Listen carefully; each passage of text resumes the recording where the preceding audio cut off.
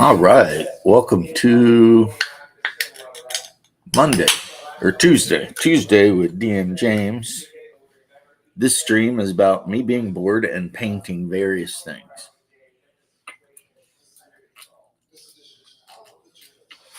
Got up at 5 a.m. today, so I'm like, bleh, bleh. I think I'm going to paint some really easy stuff first, just to, it. I think if you get some, it's like goals, right? Start with the smallest stuff and then work your way up to harder stuff slowly over time. So, yeah, I am streaming currently on YouTube, X, and Rumble. I might start streaming on Kick, actually, if I make an account. Apparently, a lot of people stream on Kick, so. But the first thing I'm going to paint, because it's the easiest thing to paint, are these braziers. Because I can take my, where is it? Just saw it. Move that aside. Right here it is. I can take this Hoplite Gold Army Speed Paint and just paint the whole brazier, excepting the fire, of course. And then when that's dry, take Zealot Yellow, which actually ends up being a much more orange color, and paint the flame. And it actually gives the flame a kind of a very realistic effect. And what's good about that then is Moan is no one is above the law. I am above the law. That'd be a crazy thing, like if you got arrested and you just said looked them right in the face and told them you do not accept man's law. You do not recognize man's law. I mean, they'd still throw you in prison, but that'd be a ballsy move, Tell them I do not recognize the laws of man. I only abide by God's law. Yeah, they'd laugh and throw you in prison, but still, like I said, Bubba, that'd be ballsy. So, yeah, from what I understand, correct me if I'm wrong, the riots are pretty much done because the cops finally showed up and the sheriff department, and then the ICE Center is being protected by U.S. Marine Corps and Army, reservists. And unlike the Summer of Love, I just listened to a speech from, hey, Satya. How you doing, homie? Always a pleasure to see our buddy over there in Finland. What I understand, though, in L.A. is that unlike, the night or the 20 whatever Summer of Love, they're actually arresting MFers and throwing them in jail. And I don't mean, oh, you're going to jail, but let's raise money through BLM to get you out of jail. I mean federal charges. Because apparently I didn't know this, guys, because, this is not something I would know, having lived a very non-political life, really. If you attack a state or local police officer, that actually is a felony that can be prosecuted by the federal government. So, so these states that, are like, whatever they call them, sanctuary states, and they order their cops not to do their jobs and whatever. If the protesters, if that's what we want to call them, I would call them seditionists.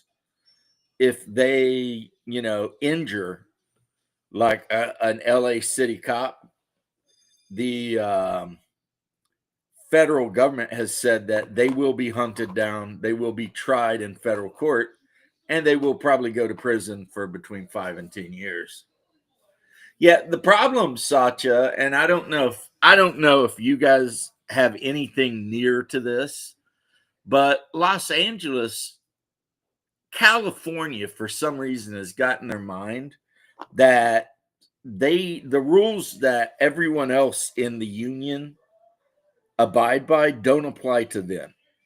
There's a couple of cities that are like that.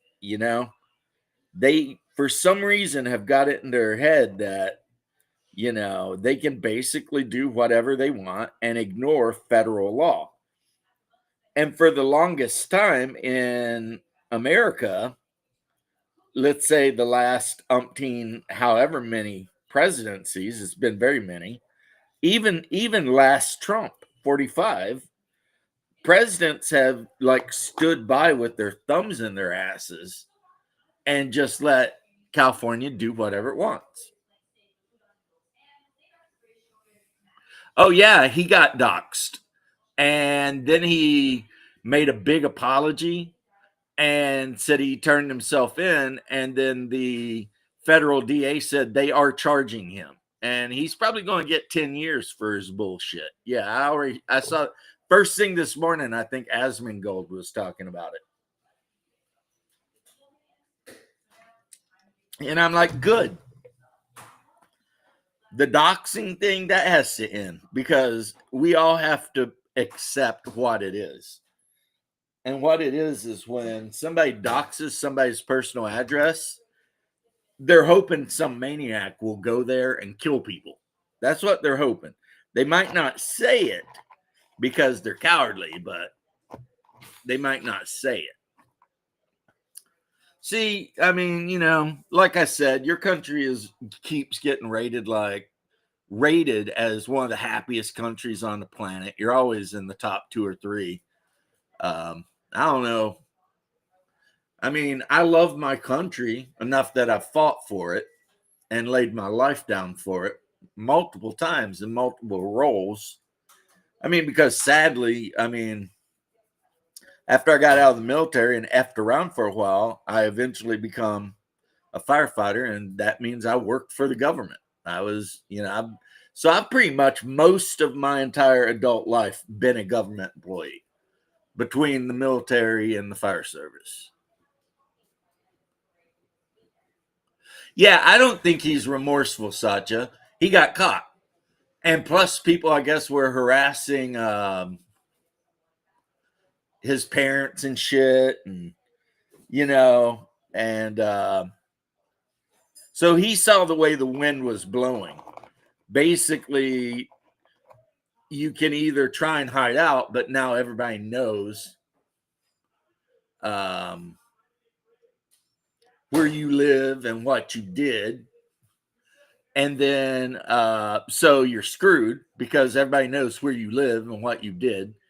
Or he's trying to do since I turned myself in and I'm fully cooperative, hopefully, they go easy on me. And I'll tell you what, that's exactly what I would have done in that situation. I would have, and I hope you guys don't think that this is scumbag behavior, but if for some reason I was an idiot, like he obviously is, and I got caught up in the bullshit like he obviously did, and then I got found out, at that point, I guess you could go on the run, right?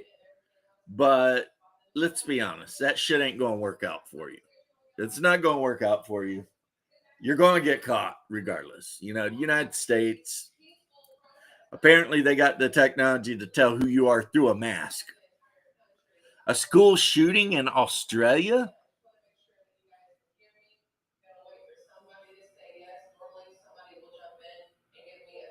WTF, man. That is, I'm not going to say it, but, because it's too easy to say, but,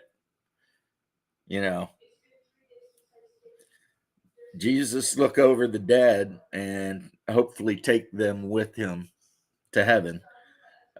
They're children, so I believe as children. Austria, that's even worse.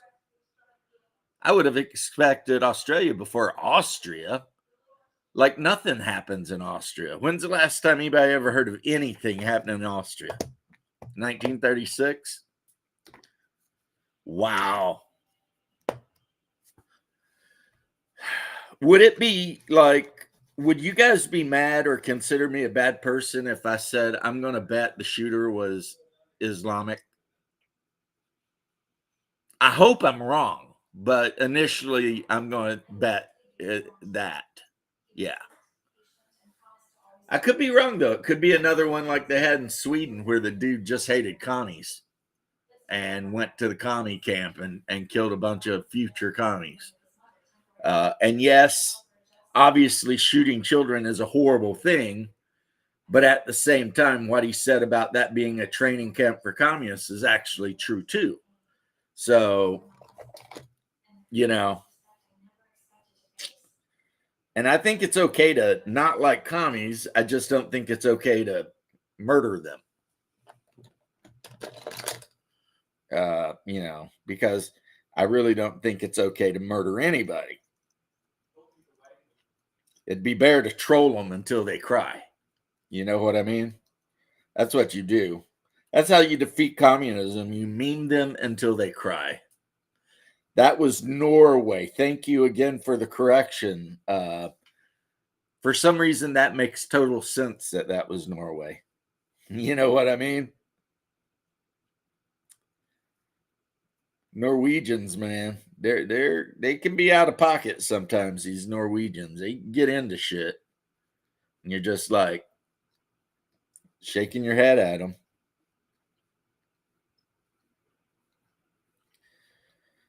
Yeah, that guy. I remember when it come out, and in America, like all the news agencies and shit tried to hide it. But of course it didn't work, and people started, finding out things, and then the motive came out, and then they said he had bombed a bunch of stuff, and it was like, this guy, man, he was working overtime to do a bunch of crazy shit. But apparently the island he went to where all the kids were that he shot up was an actual, like, straight up communist training program. The difference between far left and far right, I don't think there is one, Jose. That's what me and Bear talk about, how it's like the line, it's not a line, it's a horseshoe.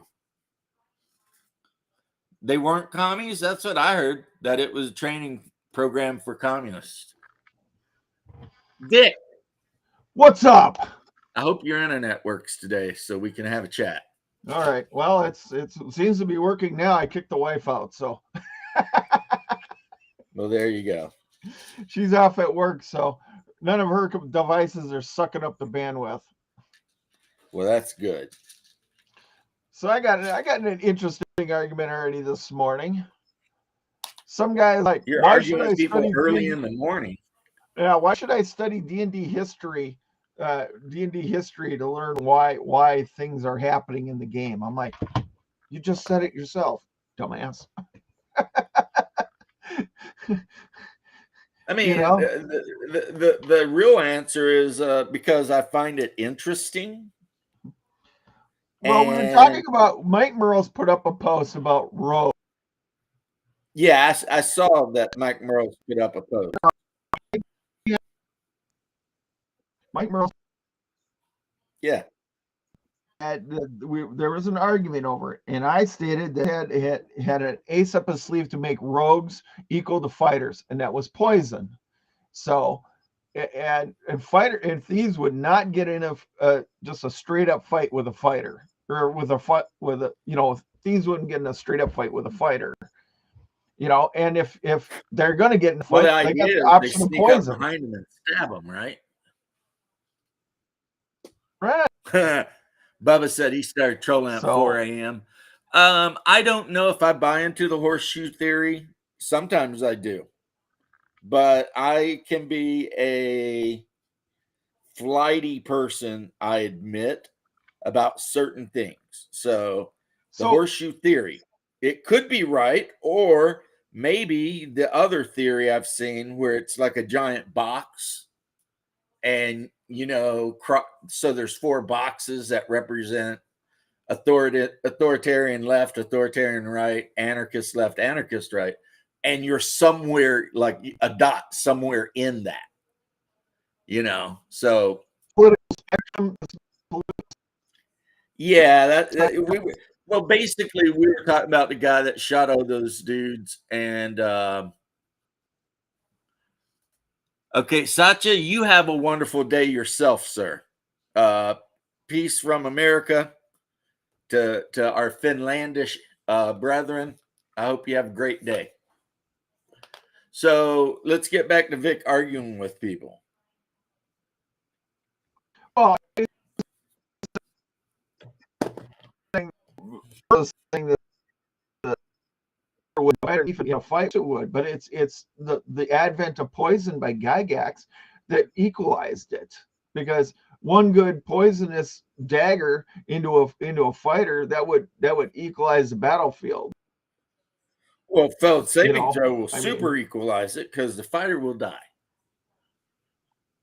I mean, right. in AD&D, I mean, So, if you're using, save or die poison, I forget the class of it.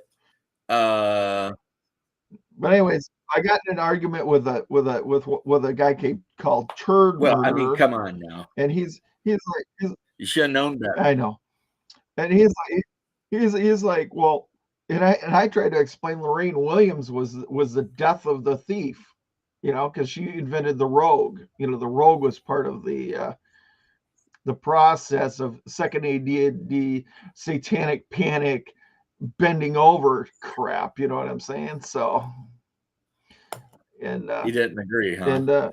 you know, no, he didn't think so. And I said, have you ever read Dungeons and Dragons history? And he said, why?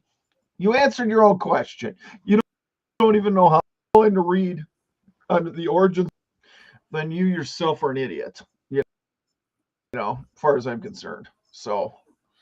Well, I would say, because I guess I'm a nicer, more forgiving person, is if you haven't read about the history of D&D, you probably should keep your mouth shut in debates about the history of D&D.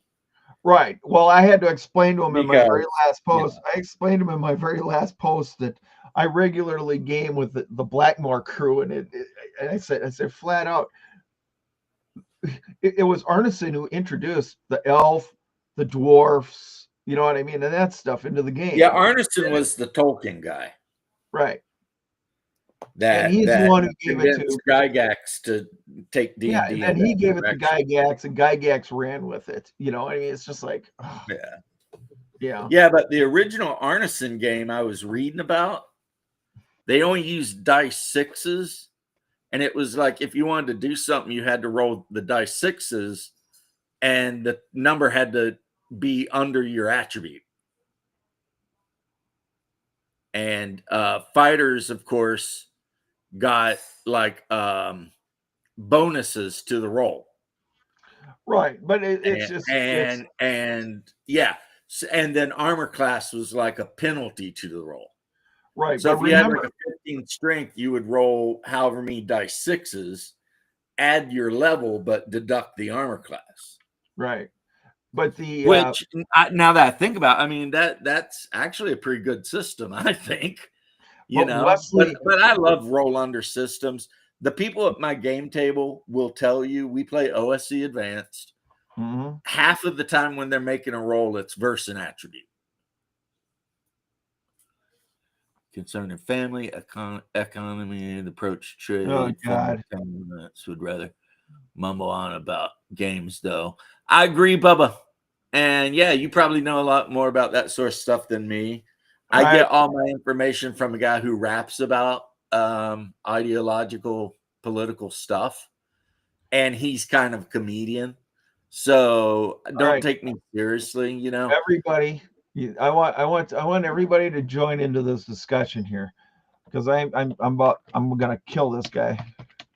Um, Here I'm gonna put his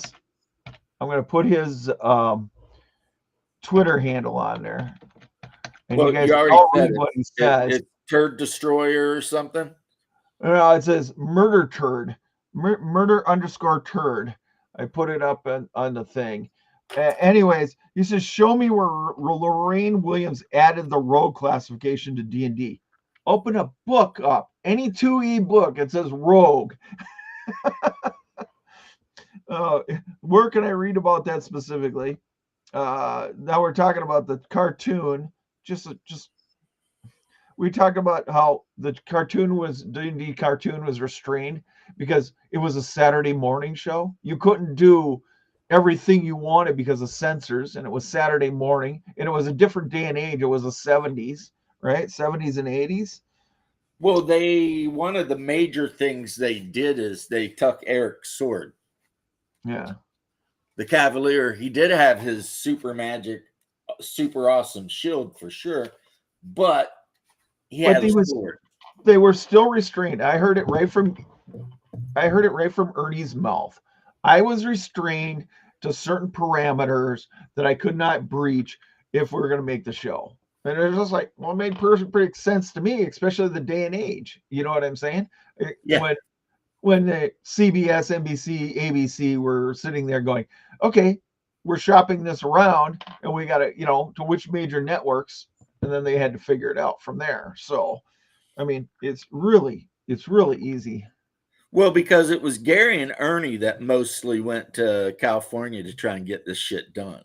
Right. Gary went out there to try to get a movie done. Ernie was put in charge of the comic strip or the comic show. So I arguing with idiots. It's just, it's like, oh my God. Well, my it's like this guy's never went to a convention at all. You know what I mean? And what I was going to say, bro, is maybe just stop. I'm going to stop. Even if you win, you're still losing. Right. You know, well, the thing is, I'm trying to inspire here somebody to go educate himself, but obviously I'm not going to be nobody on the internet wants to be educated. Come on. Right. They all want to think that whatever little world they live in, that's the correct and only world. And the other thing that aggravates me about the internet sometimes is the whole it's like, why do these people want to be right so bad about shit that really, at the end of the day, doesn't matter? It's like the actually guy. But like in the case you're talking about, it's just basically a dude who doesn't know shit about anything. Right. Trying to talk like he does. And it's like, bro, I get where you're coming from. You're just saying, bro, go read some shit. Right. I mean, really, just go read something. And but some people can't be helped, I guess is the thing I'm saying too. There is a whole lot of people on the internet who cannot be helped. No matter how bad you might want to help them, you can't help them. Because they're just going to do what they're going to do. Yeah, Bubba, that's probably true. Yeah, and I hate that what you set up there, Bubba. Let's see what Jose's got going on. I have a olive theatrical show between Elon and Trump. Oh yeah, somebody did a video showing Trump and Elon holding hands and running through like a field to the Reunited song playing in the background, But here's the thing with Trump. It's like everything he does, you have to stop and ask yourself, is this a troll, a misdirection? Because that's just how he does, which is good, I guess. Plus, since he's not well, he keeps joking about a third term, but that can't legally happen, I don't believe. No, it's So, the only way he's that just would trolling happen. the left when he's talking about third term. But this is his last term. So all of the crazy shit he ever wanted to do, he can do. You know what I mean? Because The it's only not like way they're not going to elect him next time. the only way a third term could possibly happen, and I've actually read about this, is if he was elected as vice president underneath somebody like Vance, and Vance resigned, and that would move him back into the presidency. Yeah, and I don't see that happening. I don't see it happening either. And it's just, you know what? The Democrats are being trolled by Trump. Something fierce. I mean, every time you turn around, he's doing something that's just making him go, ah! I That's mean, what I see happening. and here's another thing. I'm a little sick of the news media currently with the LA riots. My girlfriend was saying, "Oh, they're not doing anything out in LA." Oh yeah, Bull they're crap. peaceful. Yeah, it's peaceful protesting, and I'm like, bull crap. It's like, I don't know, when they break into a convenience store and start stealing everything, that's not peaceful. What about the guy who was throwing rocks at every police car that was going by? You know what I mean? Yeah, they got him on camera though, and they promised that they're going to catch his ass. They already know who he is, Yeah. where he lives. So that dude is going to the big house, and he should. I mean, if you know that saying, people say you play stupid games and you win stupid prizes, and he was playing stupid games. And plus, that's just not how you protest, Yeah. How you protest is you make a sign out of some foam core board and a marker, and you stand in the road and protest and, say your little chants until you get tired, and then you go home. Mm-hmm. And, you do the whole thing in a very peaceful way. Once you start lighting cars on fire and throwing rocks at cops and shit, that's not a protest anymore. Mm-hmm. That's a riot, or maybe even you could argue an insurrection. I mean, remember how harsh they were with the January 6th guys, Yeah. who broke a window and wandered around, the White House taking selfies of themselves. You mean the Capitol? Yeah, the Capitol. So, and those dudes got hunted down unmercifully, and some of them got like 20 years in prison. Yeah. Also, the Democrats are all about do rights right now, but the Jan 6 guys got zero do rights. Well, I mean, habeas corpus, where it's just fine for whichever party's in charge. And that's what they did. They basically ignored habeas corpus, threw these guys into solitary confinement, left them there for years in some cases. But now all of a sudden, they're like, oh, wait, we need due rights or due process. It's like, really? I mean, after what you did to a bunch of normal idiots, I mean, you threw an old lady in prison. Yeah. At that point, it's like, really? You threw an old lady in prison whose crime was walking through the Capitol building and taking, pictures. But now somebody literally burns a building down and you want to start arguing. Yeah. Does habeas LA corpus is apply to? a specific Palestine. Yeah, LA. It's definitely, I don't know what the hell's going on, but I think Trump made the right call sending in the National Guard and the Marines. And I think that these kind of riots that are springing up need to be immediately crushed ASAP. Like as soon as you hear any word that one of them's going on, you need to just immediately crush it.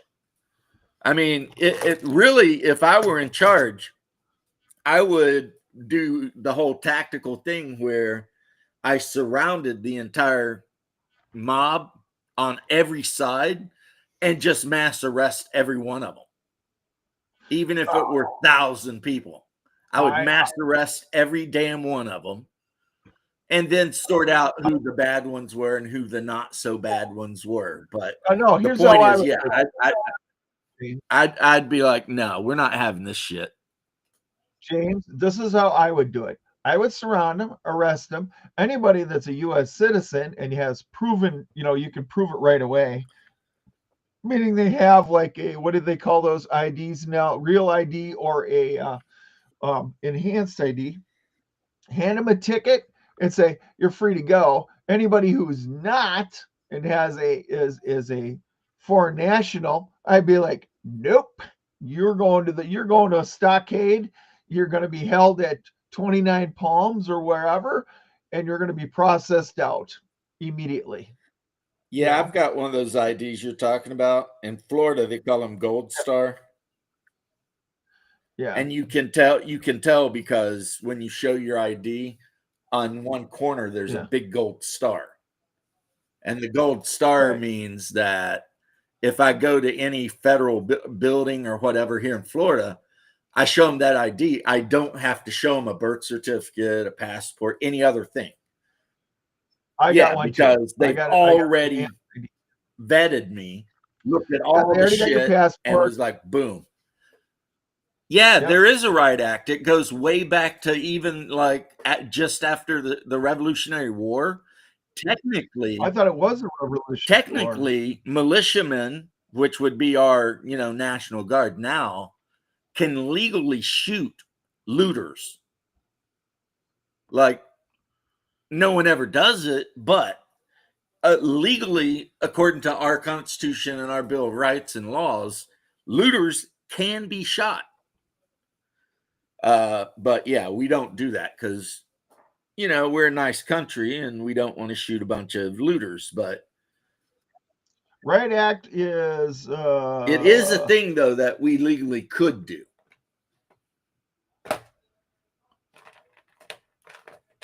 Again, I'm not saying we should, though.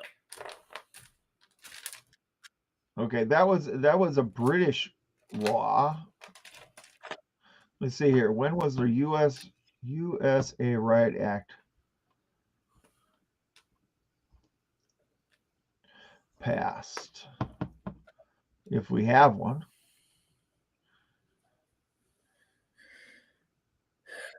We've never passed a federal riot act equivalent to the British Riot Act.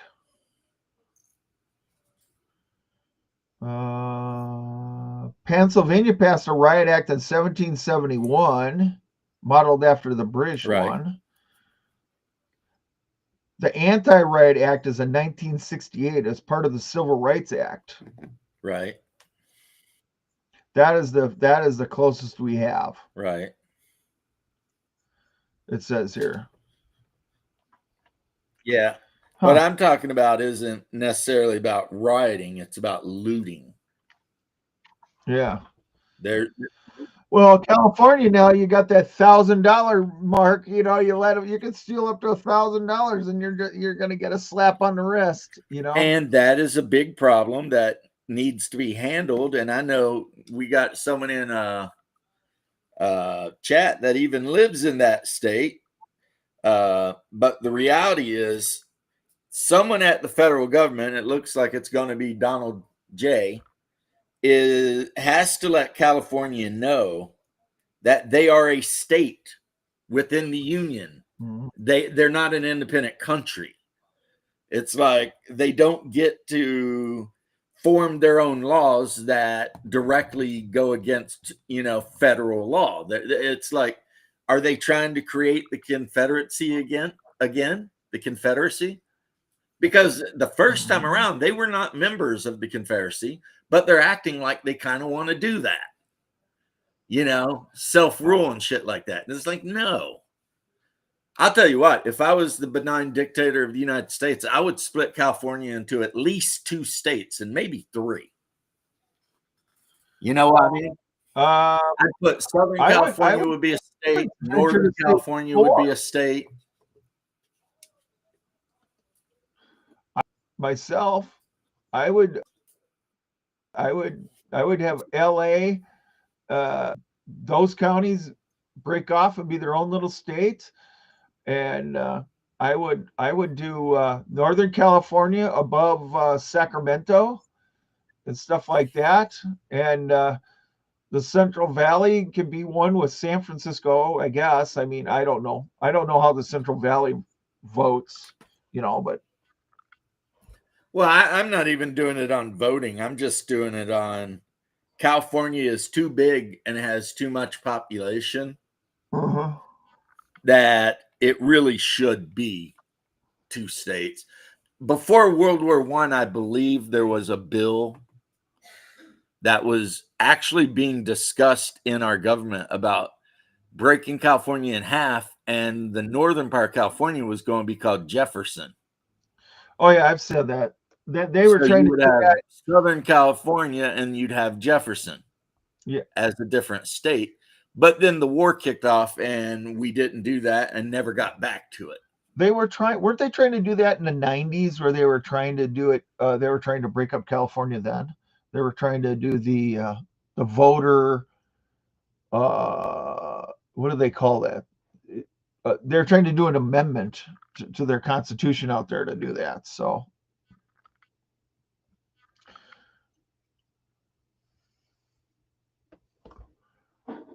I'm not hearing you, James. Can't hear you.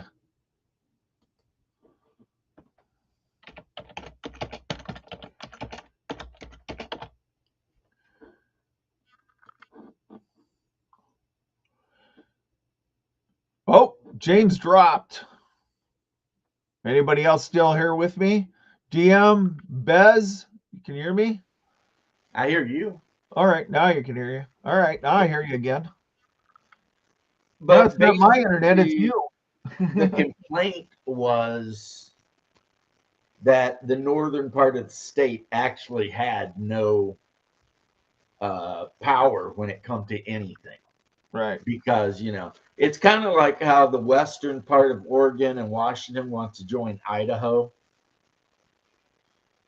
and just be part of Idaho. And they've been fighting about that for a minute too, because apparently Washington is one of those states where as soon as you get away from Tacoma and Seattle and shit like that, Oh yeah. it's dairy farmers. Yeah. And then they're in the state, and all the crazy people in Seattle are making all the laws that affect them. And they're all just like, WTF, we don't like this. So let's join Idaho. Yeah. But even And Idaho is Idaho's getting like, well, corrupted. okay, whatever.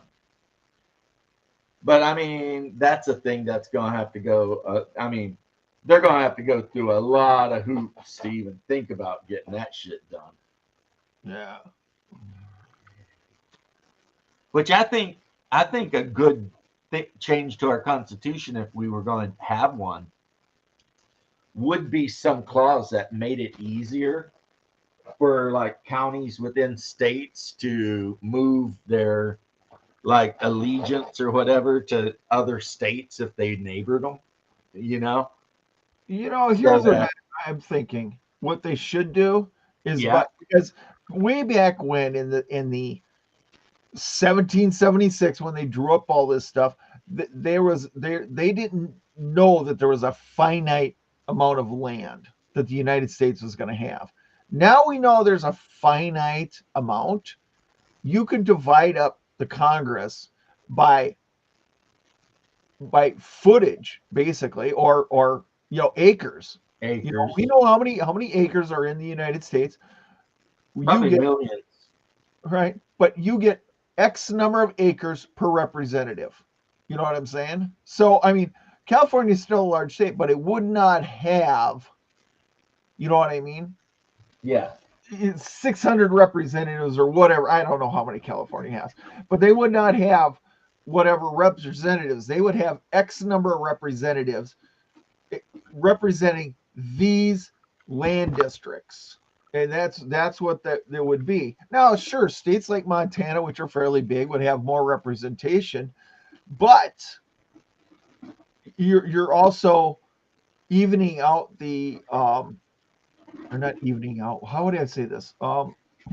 You are moderating the ideas with more conservative values. You know what I'm saying? And you would have a slower pace to certain aspects. You know what I'm saying? I guess. Well, anyway, I mean, yeah. Maybe I'm speaking out of my ass on that one, but I just because I mean anybody can move into a district and go, hey, well, I only represent 20,000 people over here in Idaho, and I'm going to vote for this. You know what I'm saying? But that just makes it easier for that person to be, how do I want to say this? How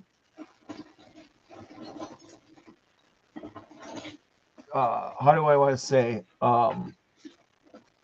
Voted out. You know what I'm saying? They would be, Yeah.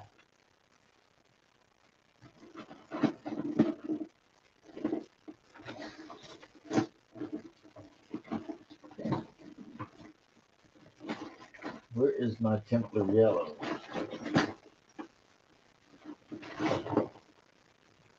Make sure it's not actually out here like I've been using it. I was going through stuff that I was bagging up to put out. I just dropped a bunch of sprues and found this. And I'm not 100. I mean, this is not the original. right. So this must be the second printing or something. Because on the original, it had a totally different cover. I just picked up yesterday. I'll show you what I picked up. But on the inside, it is identical. Here's one thing I picked up yesterday. Well, god dang it, I gotta turn off the thing again. Let's see here. Or hang a green screen behind you. Yeah. And virtual backgrounds, nothing. Here's a traveler screen, new. Oh, nice. And that was $10. And this I picked up second edition White Wolf. What is this? Vampire the Masquerade for $60. All these books. That's a good deal. Yep. That's a better deal than if you tried to get from Drive-Thru RPG. I got seven books for $60. Yeah, that's a real good deal. So now I need to find a color. Let's see. Phoenix orange, no. I want it to be more yellow red. So I haven't decided if I'm going to keep it or sell it at DaveCon next year or what, but I just couldn't pass up the buy. It was just like, oh, look at this. It was in a collectibles store. And I was just like, oh, I think I'll pick that up. Well, I've been reading some ancient history myself too, besides the Merps book I found, but this right here. Right? Battlefleet Gothic. Okay. Well, because I have like multitudes of fleets for it. Yep. And Hungar and I play it, and I'm hoping to get one of the gamers at my D&D table, BRC. I'm hoping to get him playing it. Oh, okay. Like, just tell him if he's got a Saturday. A lot of Confederate sympathizers during the Civil War in California. Huh. Yeah, a lot of them everywhere. It is a weird war. But like just now, I just finished building a Imperial Emperor class battleship based on the book, and Here, of course, is the battleship. Nice. It's weird because they call it a battleship, but it's actually a strike carrier Huh. because it carries a shit ton of fighters and bombers on it. 8 squadrons total. Wow. That thing must be huge in actuality. Um, an Emperor class battleship in 40K would be miles long. One of the reasons there's a guy who did a Imperium of Man versus Star Wars Imperium, and one of the reasons the Star Wars Imperium would be F was because the Imperium of Man ships are so big they create their own gravity wells, and the jump drives and shit in Star Wars don't work if they're anywhere near a gravity well. Right. As a matter of fact, if you're in hyperdrive and you get near gravity well, it immediately sucks you out of hyperspace. Right. And That's why they ships had are so massive, they create gravity wells like a moon. right. They had in the Star Wars books they had special ships that would The create gravity Vindicator wells or something like that. to suck smugglers and everybody else out of hyperspace. Yeah, it looked like a big freaking. It looked like a Star Destroyer, but it had like big domes on it, Right. and under the domes, it created the freaking gravity wells. Right. So they would use those in fleets to make sure no one could escape. But also, if you post it like in the middle of a common trade route, anybody in hyperdrive you want, you can just be like, pop that shit on, and they drop right out of hyperspace, and Right. there's a Star Destroyer waiting, and it's like time to be boarded. But see, the Imperium of Man ships don't actually need to build that ship because they're just so massive. They create that effect just by themselves. And then Right. the other reason he said is like the animation. I don't know if you watched a little animated movie called Astartes. No. Well, in the Astartes animated short, which is on YouTube, you basically see a squad of space marines get shot out of a ship into another ship. Oh. Like the boarding craft literally cuts a hole into Right. the other Well, ship. that's been described in a bunch of books I've ever read. Is that Right. they shoot a lack of a better word is a round container at another ship. It latches on magnetically, and then they ignite like a magnesium type laser or something like that. Something like that and burn a hole through the hull. Right. Cuts a hole right through them, blows it inward, and then they have a boarding action. So Well, maybe watch Astartes, even if you don't like 40K. It's an interesting movie, short film, whatever. But the main thing is the ship that the Space Marines invade is just full. It's a gigantic warship. It's like the one I showed you almost, and it's full to the rim with like human troopers and sailors and whatever, right? So you get to see them running around trying to stop these Space Marines, and Bloodbath would be putting it lightly. Yeah. Because I mean, you've got a 10-foot tall, 900-pound genetically engineered killing machine firing a automatic rifle that shoots exploding rounds versus some dude in flak armor with a laser weapon or an auto rifle, right? Right. It's just not even fair. And the guy was talking about, based on the Astartes thing, like an Imperator class Star Destroyer, yeah, it's a badass, but if a Space Marine barge got near it and just started sending land boarding pods, it's like even if only one or two made it, that would be enough. You know what I mean? Even if Darth Vader was on the Imperator class Star Destroyer, if a Space Marine Psyker landed with the boarding crew, Vader could be cooked. You know what I mean? He Oh pulls that lightsaber out, and the Space Marine Psyker just melts his freaking brain. Which, who knows? Maybe the Force would protect him, and it would turn into a thing. But so that there is an argument to be had, like who would win, Vader versus whatever. But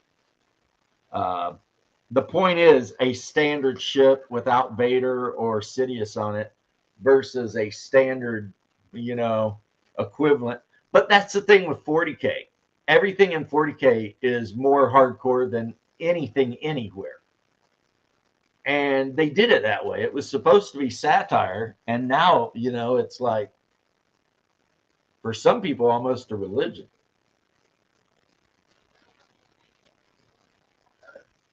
I mean, before he died, this guy right here, who, was murdered by his brother, this guy right here would easily kill Darth Vader.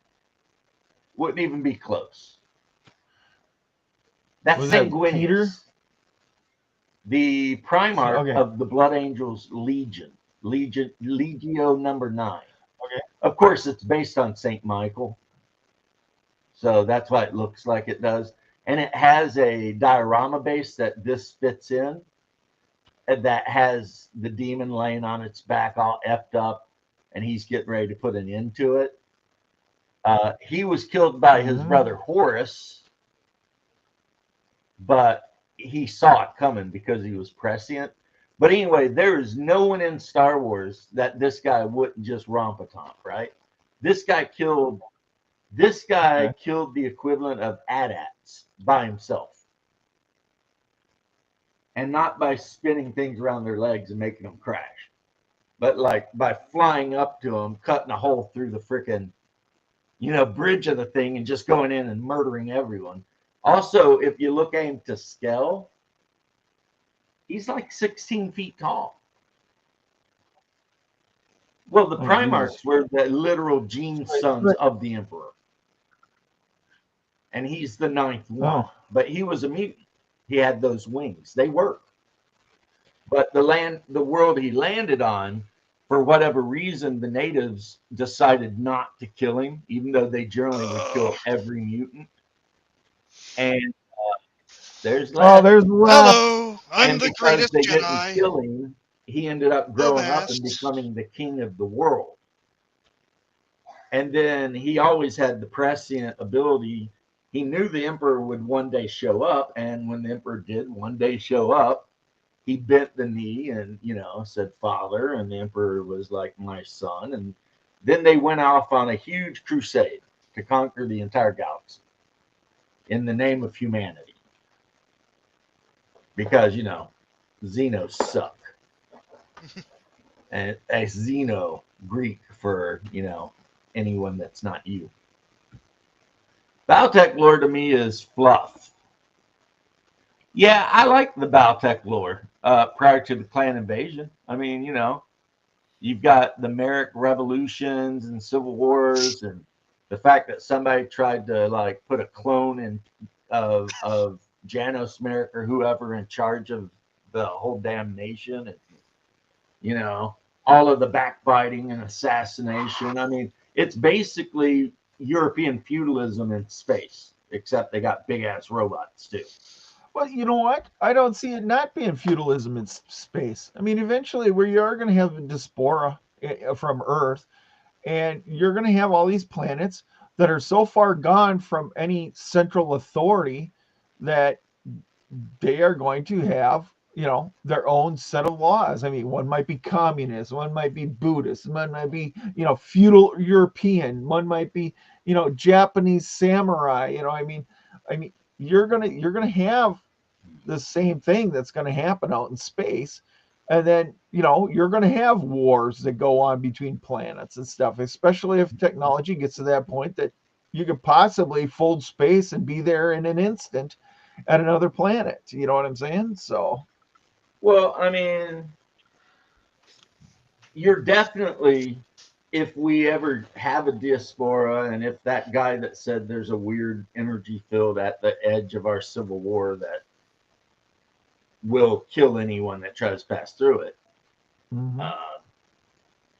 Even within our solar system, if we built colonies on Mars, the moons of Titan, etc., over time there would definitely be cultural drift Right. and even genetic drift. So it would be like eventually you would end up with humans, but they would be totally different, you know, because here on Earth, under our 1G of gravity, we are a way we are, but Mars is only like zero point 0.6 of Earth. Right. Well, in a Star Trek novel, way back when, the Starship Enterprise discovers a human colony that was lost, and they had to resort to what do you call it? Anyways, they used genetic technology to bring back our prehensile tails because they were living in zero gravity and they had to have something, that extra limb to be able to get through these spaceships and stuff like that. So it was, I mean,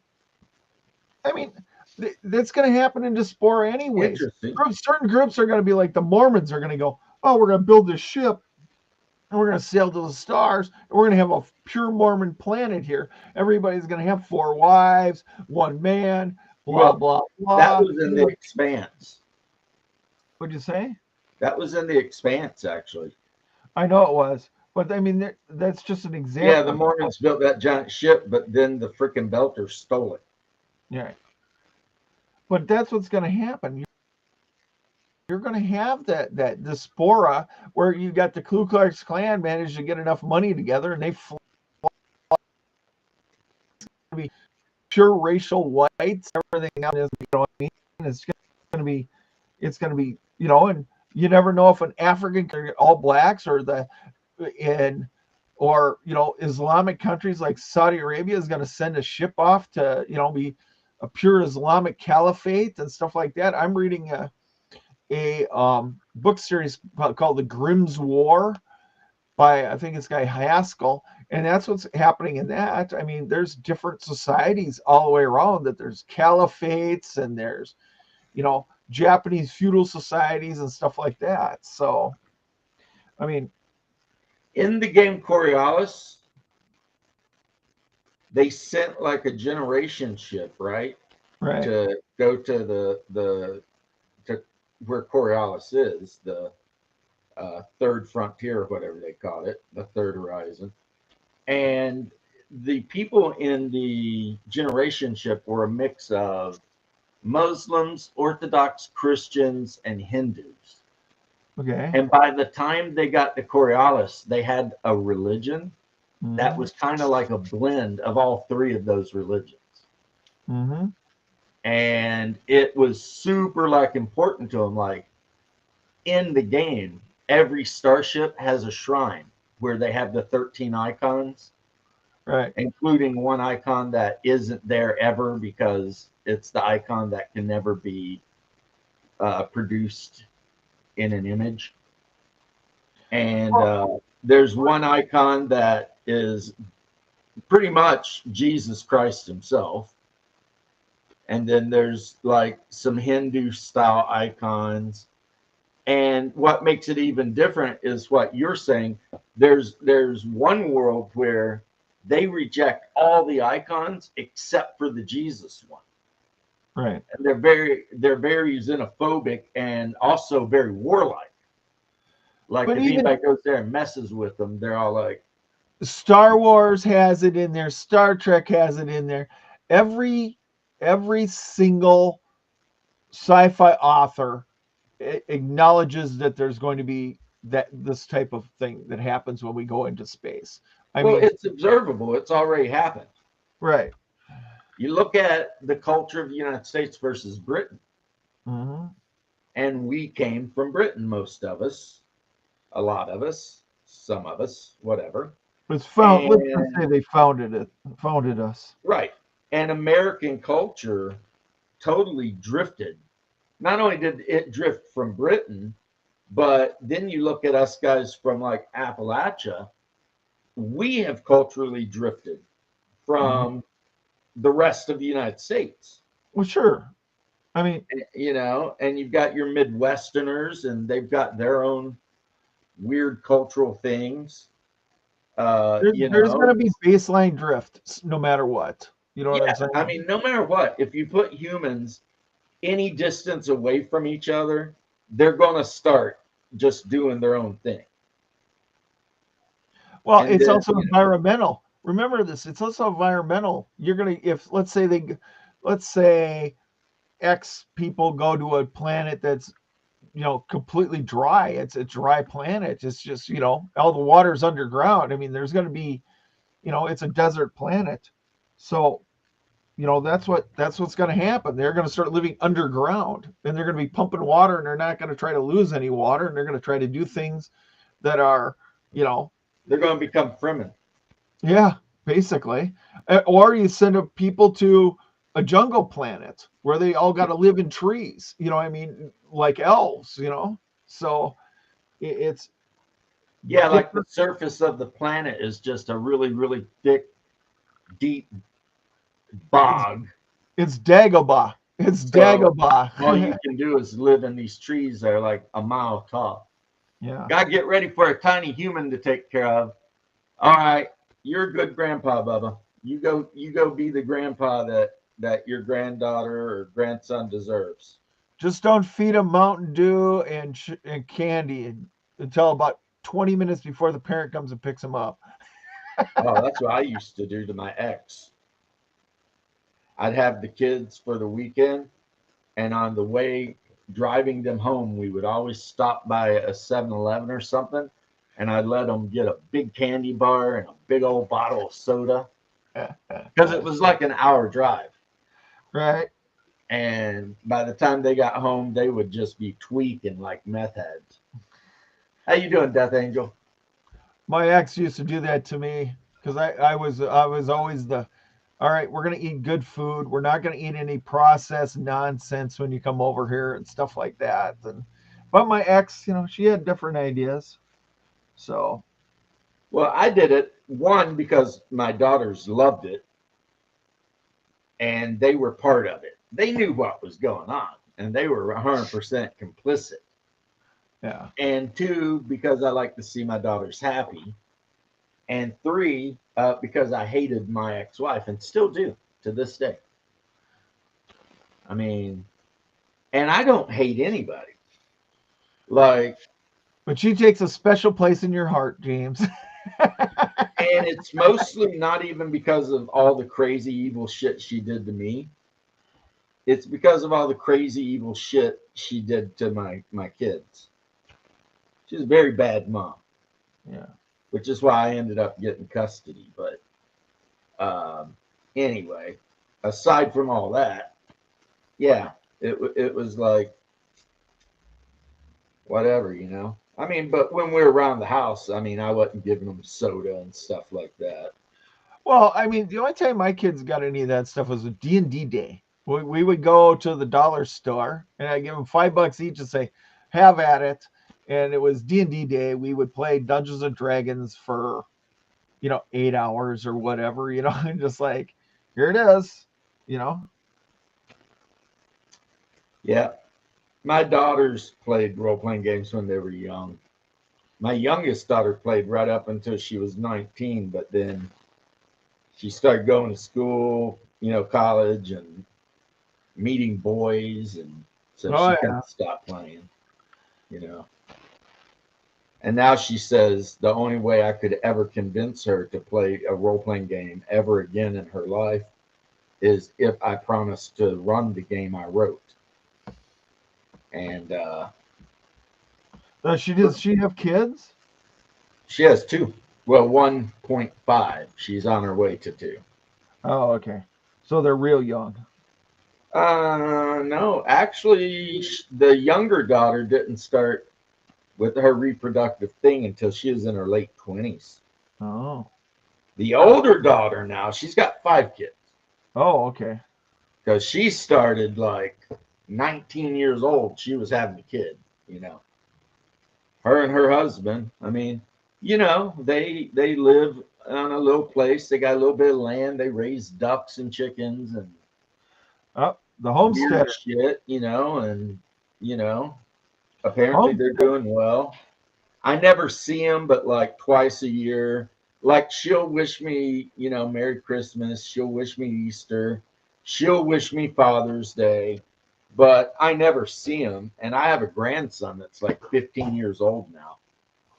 Oh, And I've only seen him in like pictures. He looks just like me. It's really weird. It's one of those things where this kid favors his grandpa way more than he does either of his parents. mhm. But I mean, that happens sometimes, It happened with Haas, my brother Hungar. Yeah. He favors our paternal grandfather or great grandfather, whose name was Brady. They look like they could have been twins. It's weird. It's like it skipped 2 generations and he popped out looking just like his great grandfather. Whereas they say I favor my mom's side of the family more.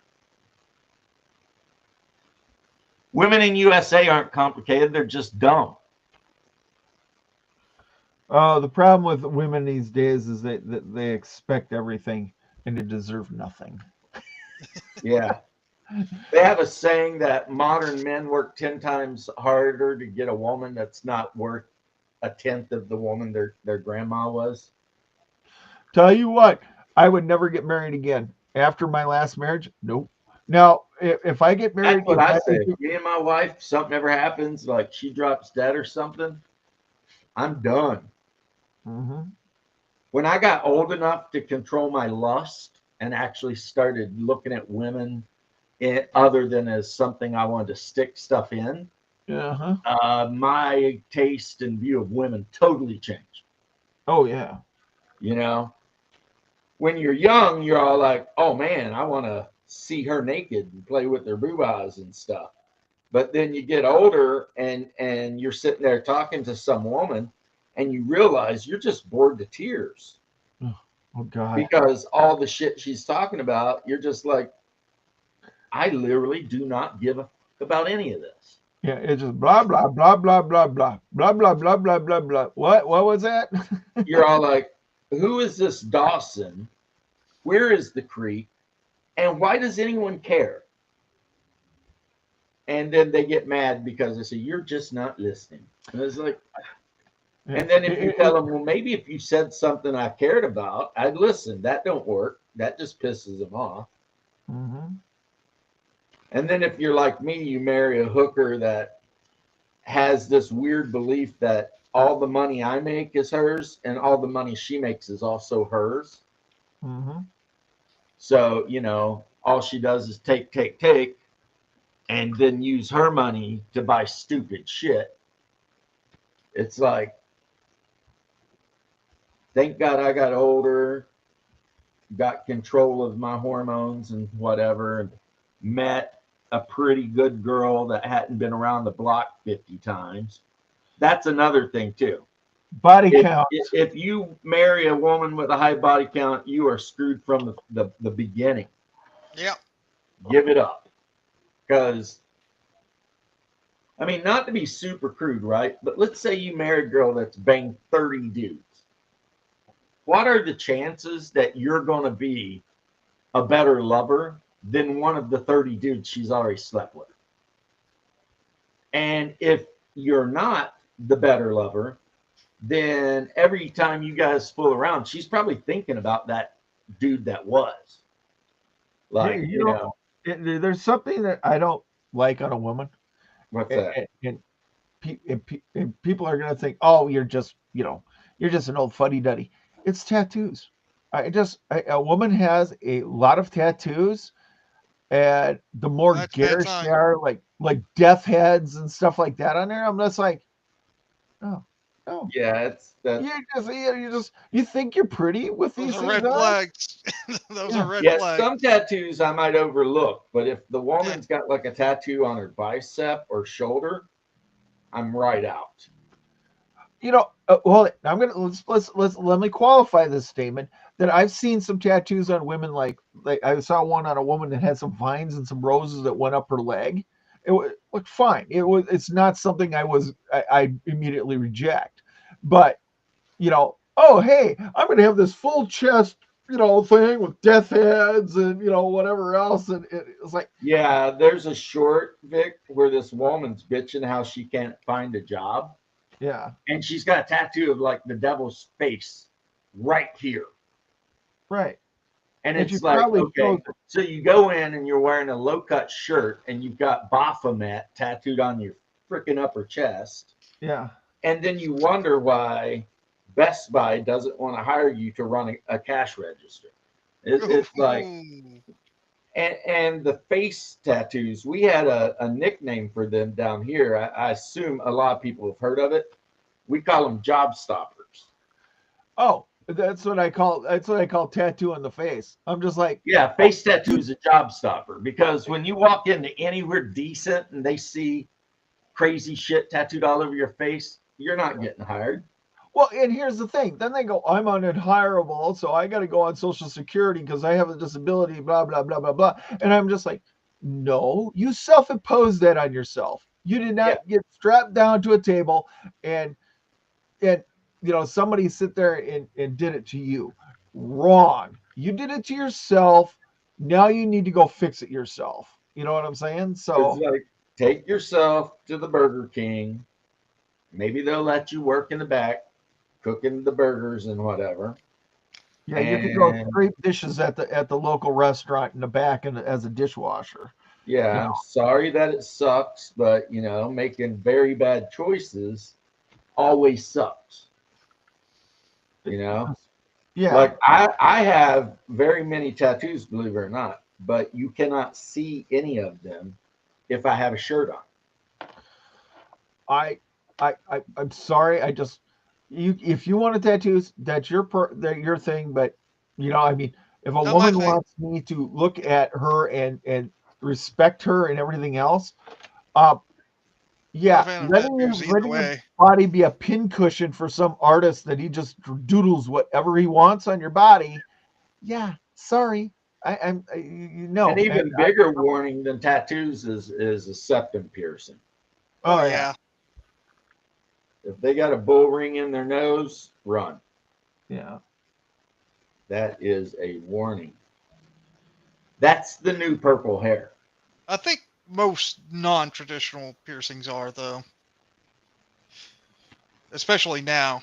See, the thing is, back in the old days, and by the old days, I mean the 90s, Yeah, the I know what only you mean. people you ever saw with a septum piercing were men.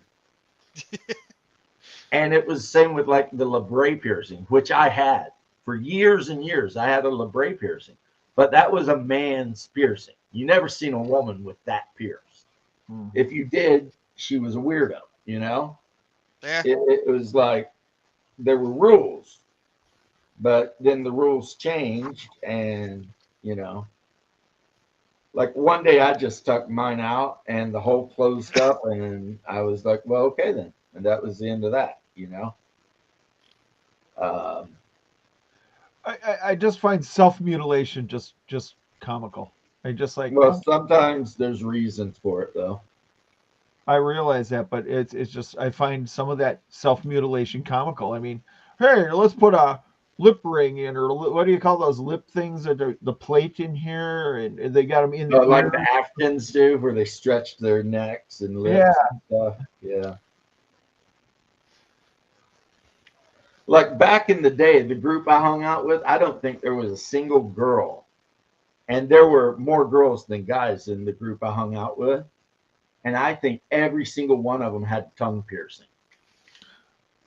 that's a no It good deal either. I had a friend with a tongue piercing. He had to have reconstructive surgery on his palate, in his mouth.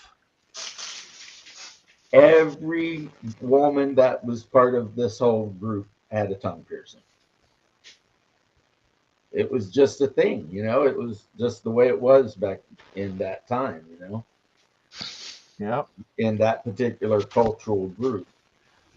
Oh, you, Kind of like the people that stood around wearing black dusters, smoking clove cigarettes and shit like that. oh, I smoked my cloves back in the day. So. Yeah, so I mean, Is it like I, how I was those never gator brave enough to get the tattoos. So all women should have a digital readout of how many different partners they've had I think they say the number is like 6,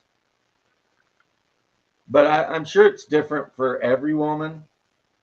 But once they hit over that certain number, they're pretty much done because their brain actually rewires itself and makes them incapable of ever truly bonding with any man. And I think, just thinking about, the reason is because once they've been railed out by like 15, 20 guys, for the rest of their life, every man they date is going to get compared to those 15 or 20 guys. And you will never be able to compete with at least 1 or 2 of them in some way. You know what I mean? In some way. It'll be like, there'll be a guy she'll compare you to that was much nicer. There'll be a guy she compares you to that she liked his cologne better. There'll be a guy she compares you to that had a monster penis, you know? Whatever it is, it's going to the be same like as if you're dating a divorced woman. My ex-husband, blah blah. Shut up about him. You know what I mean? I don't want to talk about my ex-wife. I don't want to talk about your ex-husband. You know what I mean? Yeah. I mean, my wife and I are more cool about it. If I mention an ex, you know, or she mentions an ex, I don't get too like whatever. But yeah, if they went on about it a lot, I would be like, look, you know, you're not with that person now. You're with me. So, you know, cool your jets. You know what I mean? But yeah, it's like, well, the worst thing I think for a man is, maybe it's the worst or maybe it's the best thing, depending on how you look at it. But if you get with a woman who got dumped by her husband, because depending on how she takes it, she'll either be a wonderful wife or she's going to be a pain in the ass that just holds on to that forever. Oh, that's my ex right there. Yeah. I'll admit that one. She comes by my house and stalks me every day. She purposely comes by here. I'm just like, yeah, oh whatever. Well, it freaks women out too because 99% of the time the woman ends the relationship. So when a man ends a relationship, it throws them into this whole different headspace where they're like, you know, all effed up. Yes, Kyle, that's what I was saying. You dated, like I dated a girl, her body count was probably pretty big, and I've known her for 30 years. I ended up dating her like 3 times actually. Like, it was weird. It's like we dated for a couple years, then she left, and then she came back like 10 years later, and we dated for a little while. And then she left and came back like another 10 years later, and we dated a little while. But every freaking time after a couple months, she was done. And it was like, I don't know. I think I just didn't match up to all of the Chads she banged in the Navy or wherever. And also she had started covering herself in tattoos and shit. So, you know, definitely, you know, a lot of warning signs there.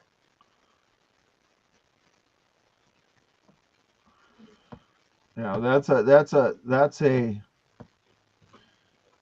And then when they get to be 60 years old, they start going, where's my man that I can settle down with? And then they hook up to some jackass that, you know, he provides for me. And then she goes out and cheats on him. You know what I mean? Preach it, Jose. My current wife, we've been together for a quarter of a century, and I got with her, and she made me way better than I was before her.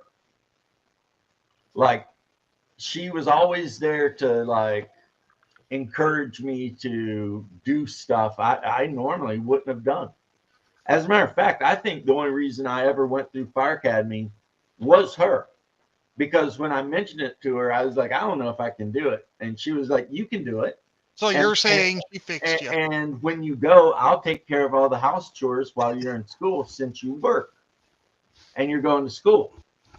And so she took care of business and supported me and kept me fired up. And yeah, all of a sudden I started being able to do like tons of stuff, you know? It was crazy.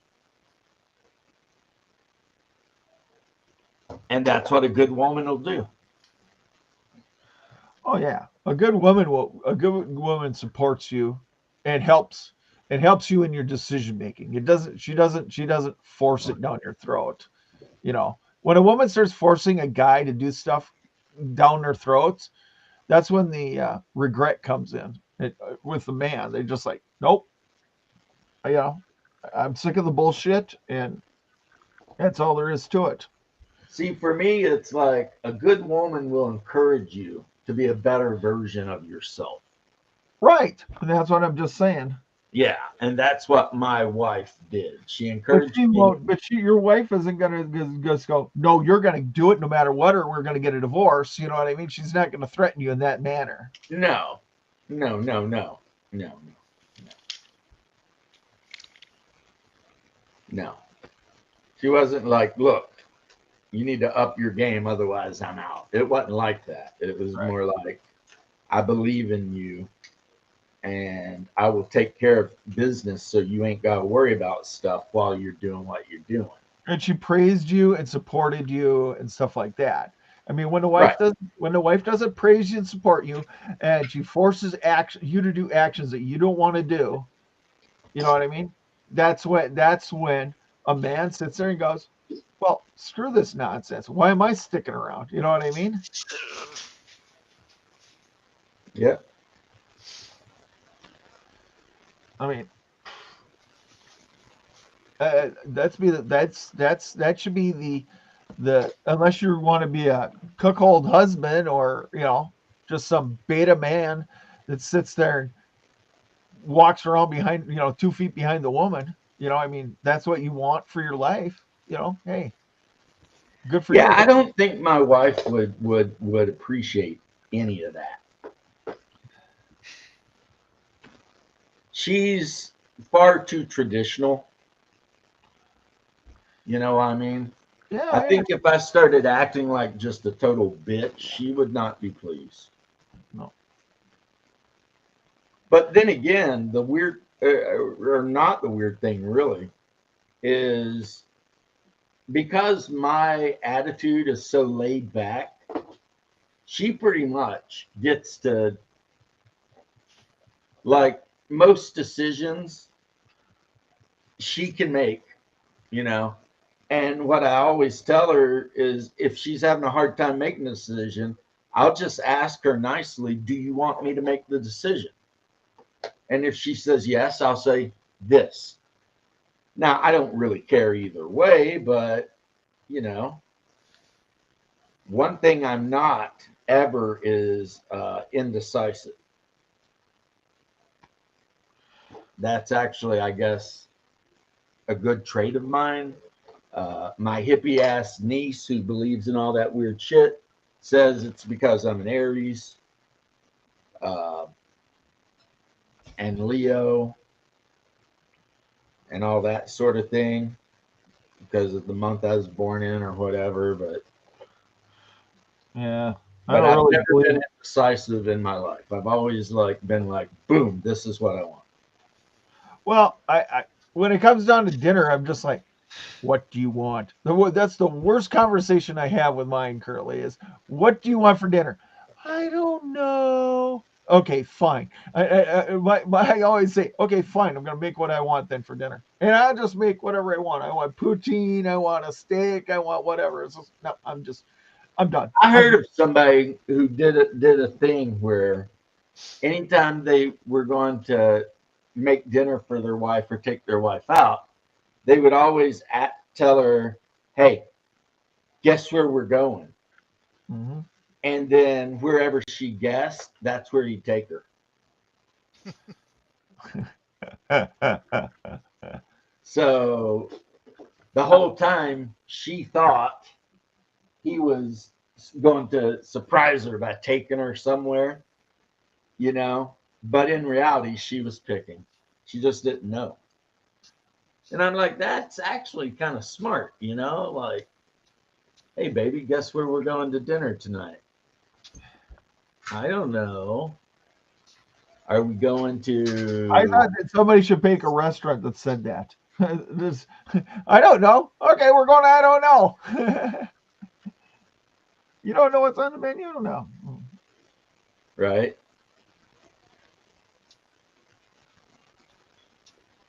I forget what comic it was, or that was talking about he wanted to open up a barbecue shop where all he did was like butt roasts, Uh-huh.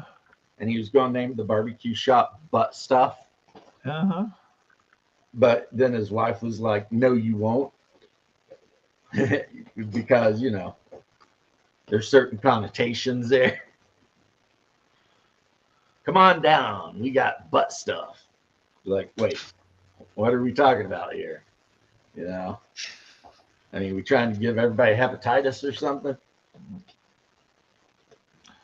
I don't know. Give somebody a case Look of at all these smallpox? Wisconsin bars. Look at all these Wisconsin bars. If you look at the list of Wisconsin bars, are pretty funny. It's like, oh yeah, honey, I'm going to choir practice. That's a bar in Wisconsin. Yeah, down here where I am, even though culturally we may as well be in New York because of just so many people here from New York. Um, the bars are all named like we're somewhere in Texas. So like everybody's running around acting like they're in Queens. And then you go to a bar and it's called like the Brass Hitching Post or some shit like that, you know? And you see a bunch of New Yorkers with like cowboy hats going yeehaw. I kid you freaking not. My pops is one of those. Like I've always say when I talk to you guys, he grew up in Queens until he was in his 20s, right? Then he moved down here, and then he did what we call a halfback move. And that's where you move to Florida, but then you move halfway back to New York. So he ended up in Kentucky. And yes, he carries a 6-shooter on his hip. He wears a cowboy hat. He's always out on the property, shooting his pistol and, whatever, because a lot of Yankees, man, they come down and they get a taste of that Southern culture and they're just like, yep, this is what I wanted. I'm never going back to wherever the hell I came from. Yeah, but it makes it easy to figure out who's a tourist. Yeah. Yeah, because I know when I worked on Desert Ranch as a cowboy, not a single one of us actually wore cowboy hats. We all wore just ball caps, like what I'm wearing right now. Yeah. Because I don't know why. Because cowboy hats are expensive, and I'm not going to pay $100+ for a nice Stetson, and Well, then go out and sweat it up and just f it up. yeah. There's no point in it. I mean, the Why whole not just point get a of ball cap? It's the hat cheap. is just to keep the sun out of your eyes. Yep. And a good ball cap will do that. So, I mean, you'll get a red neck though, because you got no protection on your neck unless you grow your hair out when you're bent over putting fence posts in or whatever. Which I'll tell you what, people want to romanticize what it's like to be a cowboy. For me, it was repairing barbed wire fences about 80% of the time. And then the rest Yep. of the time, it was moving cattle from one pasture to another pasture.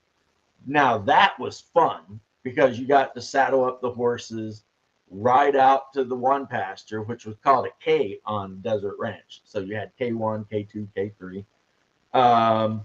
Open the door, go in and gather up all the cattle, with your horses, and then drive them out and down the road to the place you wanted them to be. So you basically spent all day pretty much in the saddle, just kind of slowly walking around.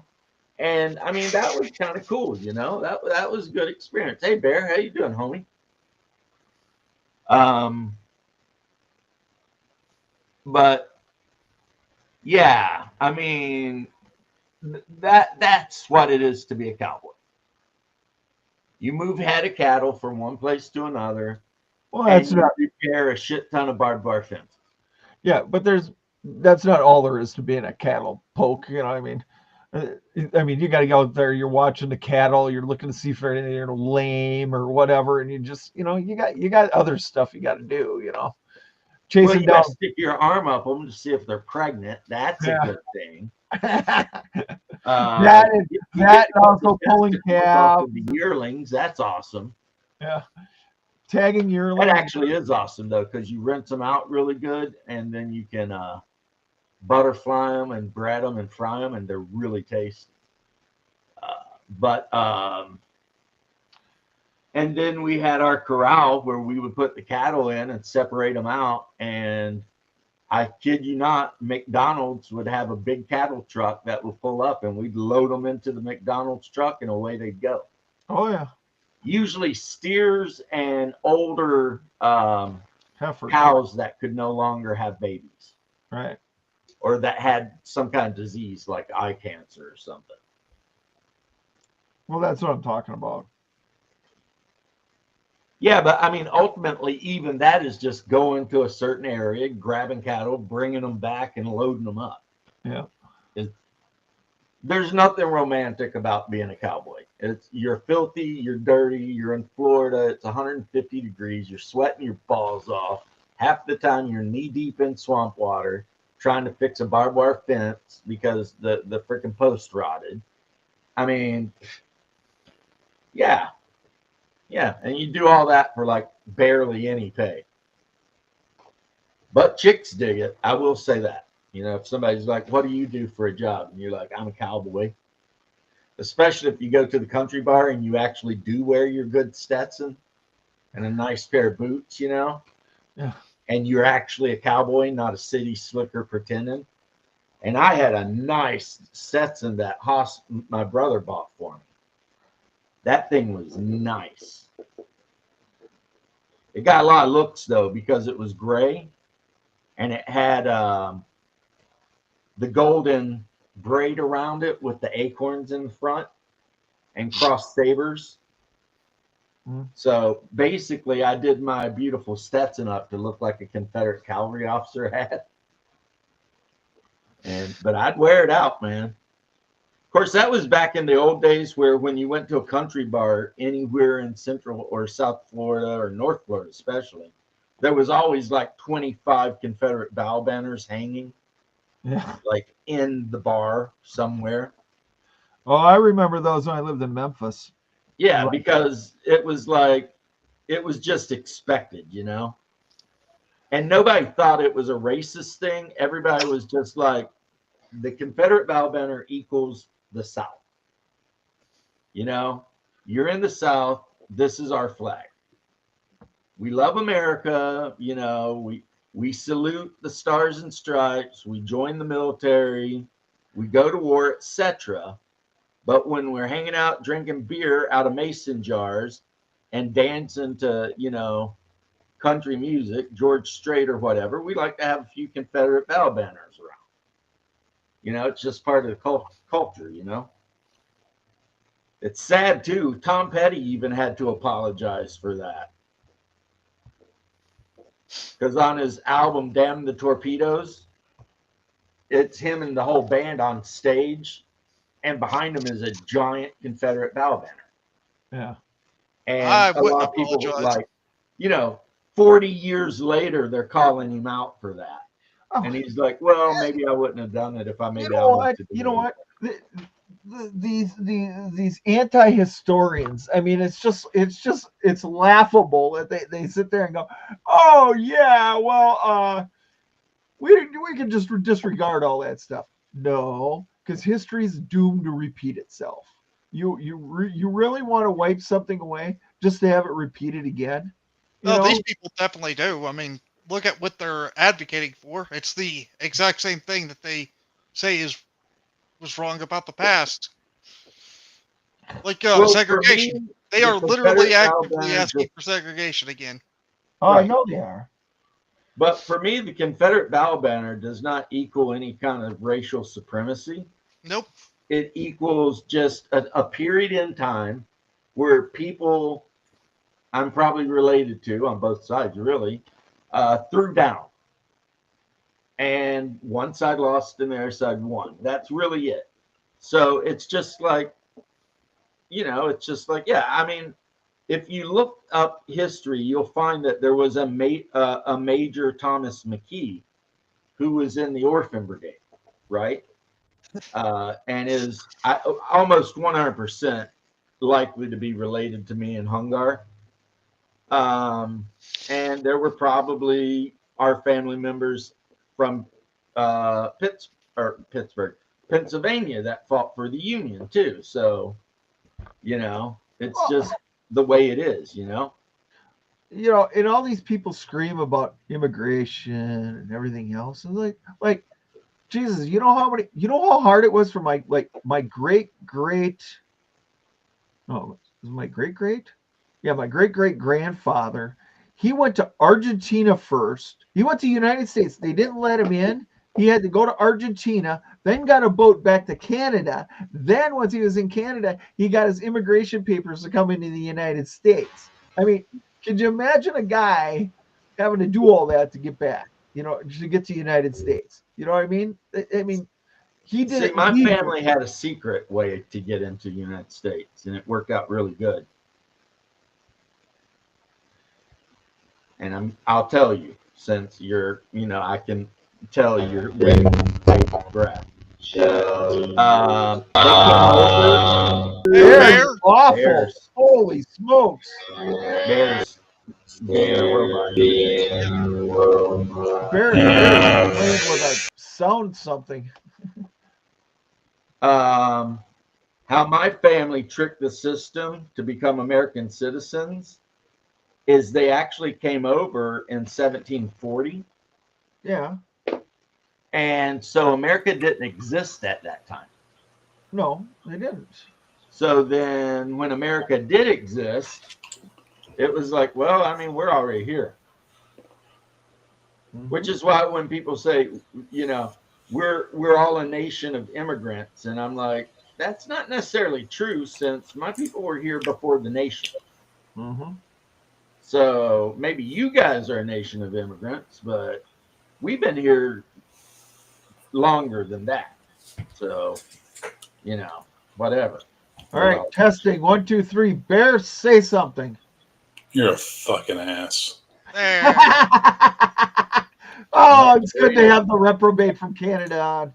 The Bears. Shut your hole. The Bears. Anyway. The Bears. How you doing, Bear? Could be better, could be worse. Well, that's everybody. Yeah. Just on my lunch break, it's going to end soon. Waiting for my food to finish cooking, and then I'm going to eat. Nice. And then spend the afternoon not caring about my life. Nice. Yeah, it's one of those things, where it's like we all trade our lives for resources, but we're not doing anything that matters. Like you did. You were a firefighter. That's something that matters. That's important. But, me, I work in B2B fucking meeting arrangements. Like, wow, could my job be any stupider and less important to the universe, When I was a teacher, at least I felt like I was doing something that fucking mattered. This is just nonsense. Well, just remember this, though, that to somebody, what you're doing is incredibly important. Yeah, to somebody who makes money off of my ass. That's all that matters to them, is that they make money off of it.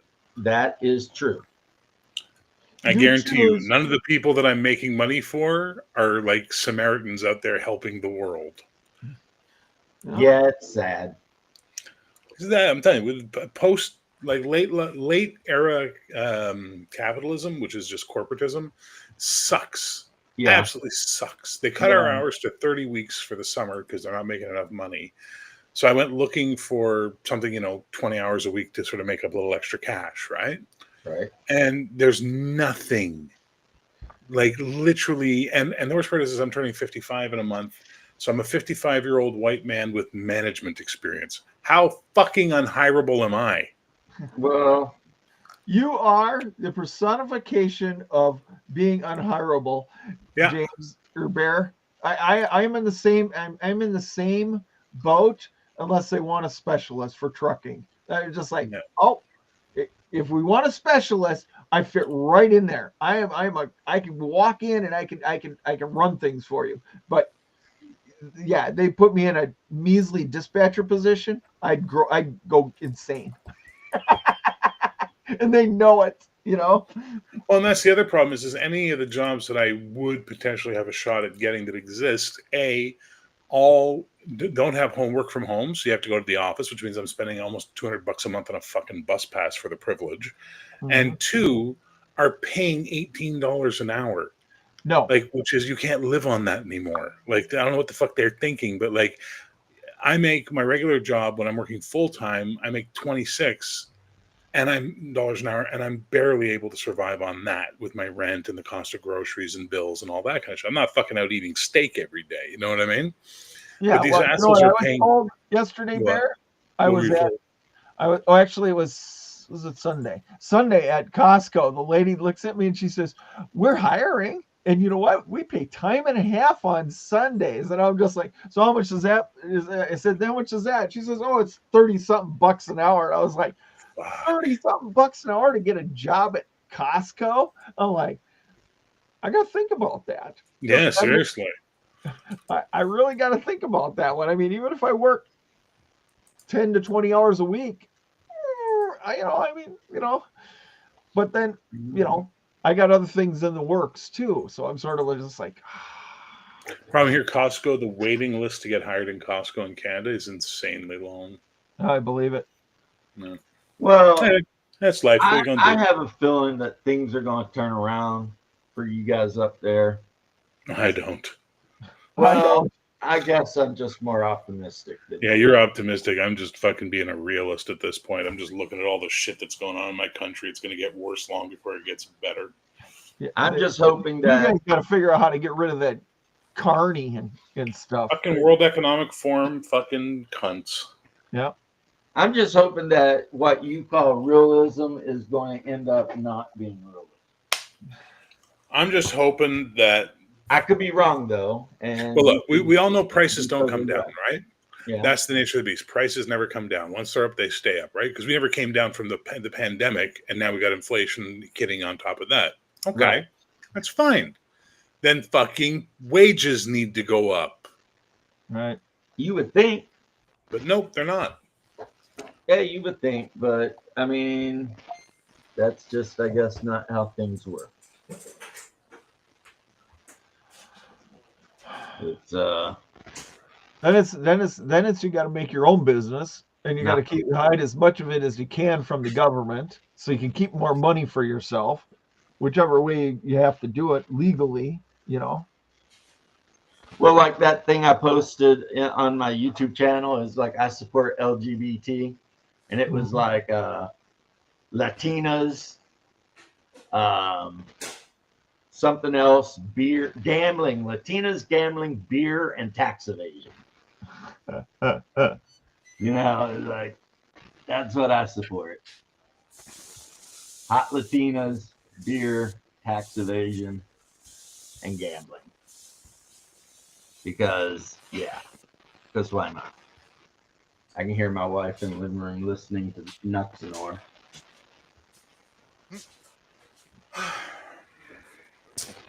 Nuts and Or. Anyways, how are you, gentlemen?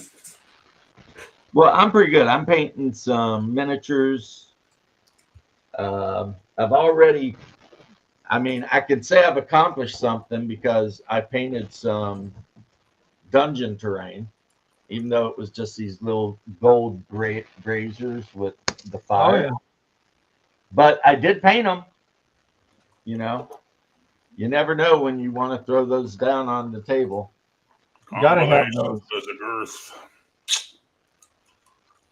You didn't miss anything, Death Angel. We were complaining about a lot of modern women.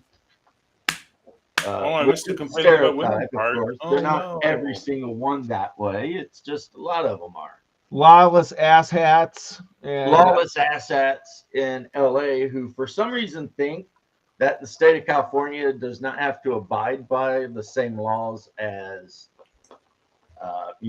every other state in the union. Like this whole thing, I can't figure it out. And granted, I'm not a super genius here, but how does a state declare itself a sanctuary state? Because that seems like the state's basically telling the federal government to fuck itself.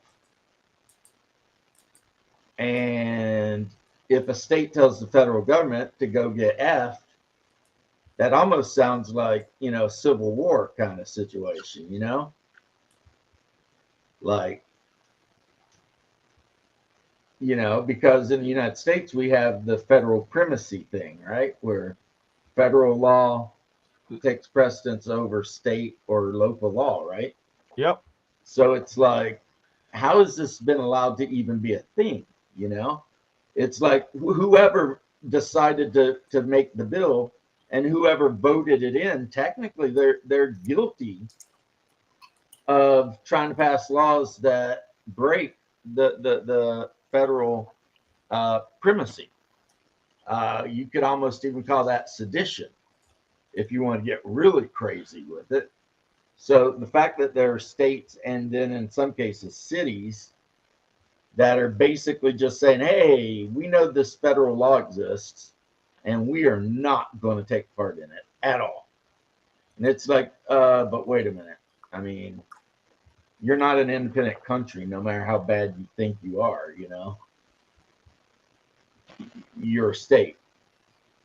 So FTFU, So that's something that I've been thinking about and trying to figure out how in the hell that could happen. Gavin Newsom is a FAFO. The voters voted for him, and they found out. Voted for him twice. Yeah. Because they had a recall vote, and they still reelected that asshole. Yeah, it didn't work out well for the Dems the last time they started pulling all that shit. In the 1860s. Yeah, that is a big thing, and I think that they're trying to do it. Congress is make it where the census only counts citizens, because a state like California, if they count the non-citizens, then it gives them more representation. Yeah, somebody said it was like 6 or 7 seats, something like that, in Congress because of the non-citizens. And it's like that's totally unfair to other states. Of course, California has been losing a shit ton of their seats, and Texas and Florida have been picking them up because of basically so many people fleeing California to other states. And at least down here in Florida, the worry that the Californians were going to come in and run it, that hasn't been the case because Florida is just getting freaking more red every year. Yeah, look at Colorado. Look at all the Californians moving up to Colorado, and what that turned into. What a shit. Yeah, they run Colorado. And according to my niece that lives up in Montana, they're ruining Montana. Like, the people of Montana absolutely hate. If they see you're from California, they hate you automatically. Well, in good news, they're ruining LA right now, too. Yeah. They just burned that down. What the hell? Then they'll ask the federal government, our federal government, to rebuild it all. Just sort of like they did in Minnesota here with Lake Street. The government. During the Summer of Love, when they were just running around burning shit and nobody was doing anything about it. There was organized crime networks here in town, guys, that would go around to all the Super Americas, that's convenience stores. They would purposely break in, steal the cash machine, right? The ATMs, and burn the entire freaking store down to cover the evidence. And they're still running around. Well, they're learning, though, right now that this is not the same thing as the Summer of Love. Yeah. Because, we actually have DAs and DOJ that are going to throw their asses in prison, and a president that's not afraid to send the Marines in to straighten their asses out. I You hear just what the read the president of article. Mexico said? What? What? She said if they deploy the Marines in LA against Mexican citizens in LA for getting the part of Mexican citizens burning and looting, she's going to deploy the Mexican army along the American border. Like, Razor Fist's reaction was, "Can I get you to promise that, please?" They already have. He's like, he part goes, of the the deal easiest they part about made. taking about the Mexican tank division is taking out the guy pushing them. Yeah. Yeah, it's like part of the deal that the Shine Bomb or whatever the leader of Mexico made with Trump Mexico has tanks. was that the Mexicans would put troops on the border. No, she means deploy the army in like a aggressive stance. Oh my God. Texas has like 4 army bases. I know, she's an idiot. It's like, and one of them, Fort Hood, all they do in Fort Hood is tanks. Basically, she's got some fucking World Economic Forum fuck whispering in her ear. This is why the World Economic Forum is a fucking threat to humanity. We all need to understand that. They're the same cunts who are telling us to keep pumping arms and money into the Ukraine until we start World War III. They are a threat to neo-libs, are the biggest threat to the fucking human species survival than right-wingers, because they honestly believe they can win a nuclear war. That's the problem with those cunts. Here's the problem with Mexico putting a tank division on the U.S. border. They don't have one. They don't That's have the point. No, They Yeah, have they don't armored have cars. one. Fort Hood is there. Listen, let me ask you a question. Here's a fun question. Maybe it's going to sound a little racist and a little stupid, and that it's a hypothetical one. You deploy your Mexican army to the border. How many of them are going to walk the fuck across it? Yeah, Leave all their shit on the I'm done being a Mexican side. Mexican.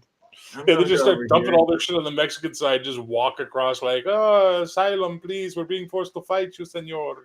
Like, fuck, come on. Yeah, they don't have one. We can put a bunch of Humvees down there with tow missile launchers on the top and take care of the Mexican tank division in a while. Well, no, but like you said, though, the reality is they literally don't have Right. a tank division. Fort Hood, on the other hand, which is an armor training facility, Yeah. is stocked up to the moon with the latest M1 variants we have. Right. James, it looks like Canada wants to be conquered again. Mexico, you mean? I think Mexico. Damn it. Yeah, we've already conquered them twice or 3 times. I don't know what the hell they're thinking. And every time we give it back. I mean, I don't know if you guys know, but a very young colonel by the name of Robert E. Lee led a cavalry charge through the main boulevard of Mexico City, which led to the surrender of the Mexicans to the United States. Yeah. And then later, like just before World War I, we went in and fucked them up over something. Poncho Maybe they think or something. maybe after getting conquered multiple times, they think they'll get a free ice cream the next time. Well, that's where the term gringo comes from. Is the U.S. military uniforms were green, so the Mexican people would yell "Gringo home," and it become what it is now. But it was because they didn't speak English, but they wanted to yell at us, so they would say "Gringo home." Oh. And we did, because we looked around and said, "Yeah, we don't even really want to worth conquer this hellhole." It's like, this is not worth it. Let's just go home. We will try to conquer Costa Rica and Honduras, though. I mean, there's bananas and shit down there. So we'll do a little gunboat diplomacy with those guys. But Mexico, it's like, fuck these guys. So here's what I would tell her if I was our president. I would just ask her calmly, why are there Mexican citizens rioting in LA? And see how she answered that, and then be like, well, here's the thing: there are Mexican citizens, rioting in LA, and maybe I'm going to take that as a declaration of war. How do you feel about that? And then watch her piss her pantaloons and take all of her bullshit back. You know, the second she thinks that an actual U.S. invasion might happen, because they don't even have an air force. Oh, they got have an Air Force. It's just not trainers much. that we gave them. They have one destroyer that they use to float around in the Gulf of Mexico, America, whatever. I mean, they literally could not stop even one division of our army. Let me ask you: is their Air Force just a couple of sabers that they got from us? Oh, let's see here. Sabers, man, that would be too good. We gave them some old training planes. Oh, I'm trying to find out what the top line fighter is here on them, and I can't find one. Yeah, because they have trainers from like the 1960s, like the F5 Shark or whatever it was called.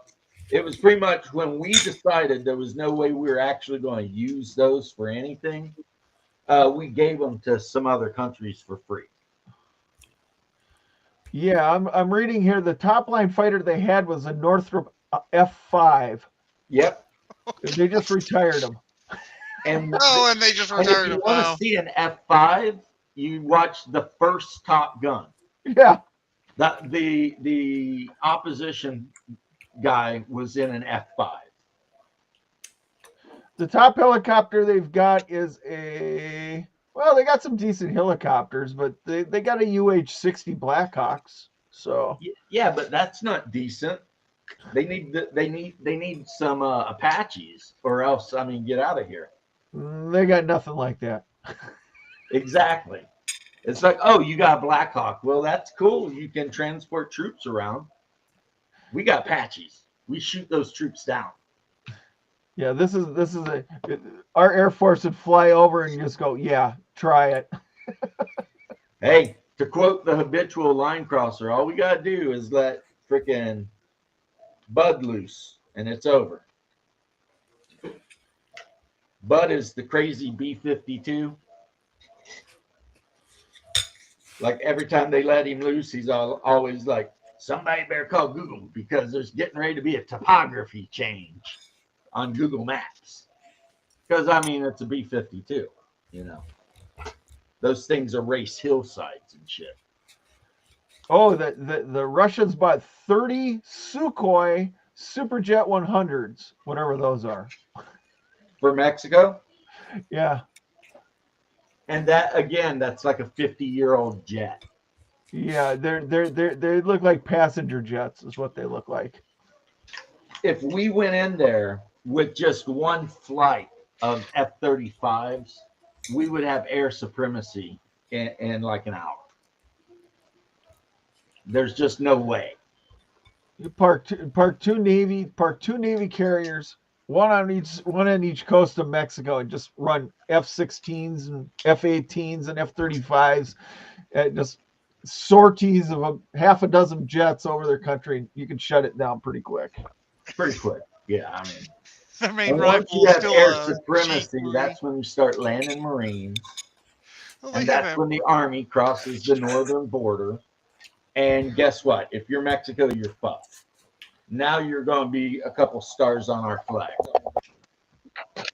Not that I would want that, because, I mean, you know, let them be their own country. I don't give a shit about conquering. I gotta go back to work, gentlemen. Say, All right. Have You a good one fun at there. work, Gary. Thanks for Enjoy your dropping in and fantasy saying hi. football invasion of Mexico. Yeah, it's not going to happen, but it's Yeah. fun to talk about. it's Peace more out. about making fun of it. Yeah, it's more about how stupid it would be. Like, you could literally call up the Texas National Guard and they could take the Mexican army out. You know, it's like, but there's videos on YouTube where like British people sit down and like watch documentaries about the U.S. Army. And they're always like, it always blows their mind because Death Angel they have no Shadow. That's idea. not right about the Air Force. It's not M16s. They have M4s. Oh, so they got a couple Phantoms? No, no M4, as in the rifle. Oh, Okay. I thought you said F4s. I was like, well, I do like Or fantasy. M4. I meant to If say they ain't M4s. got fighter jets, they ain't got enough. We could send over warthogs over there. Probably. Yeah.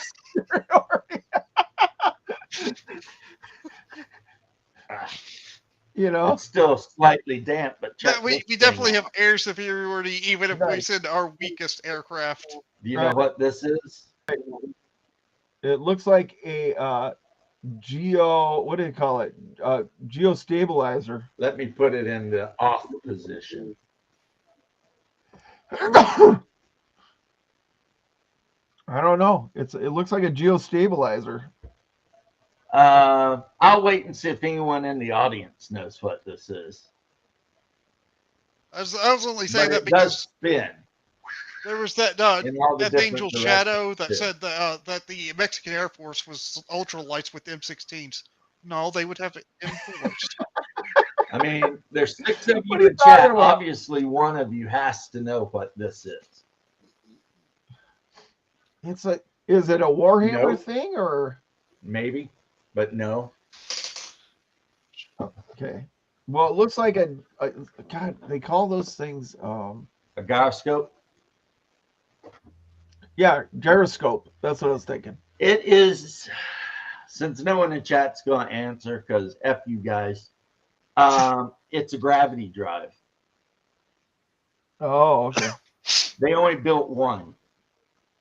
And it works by opening up a black hole, using the power of a black hole to open up a singularity from point A to B. So basically, it folds space. And then when you go through the black hole, you instantaneously appear at the other end, right? Of course, the problem is when they activated gravity drive and went to try to jump, they ended up in hell. And the crew all got possessed by demonic forces and started murder graping each other and carving their own faces up and eating each other and just doing horrible, horrible things. And the ship was gone for 16 years, and then one day it reappeared in orbit around Jupiter. And for those of you who still don't know, it's Event Horizon.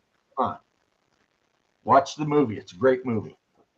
I mean, it kind of has a similar premise to Doom. It sounds like. Yeah, basically, the doctor created the gravity drive thinking it would go from A to B. What he didn't understand is that there was something between A and B. Yeah. That was not in our universe, but in another universe. And what that something was, while I call it hell, just because, catch you later, Death Angel, that's the easiest descriptor. You could also call it a dimension of pure darkness and evil, because he does. And a place where time doesn't work correctly. So, like, you know, if you get sucked into it, you won't be tortured for a little while. The torture, even if you get out the other side, the torture that you receive will feel like it went on for centuries.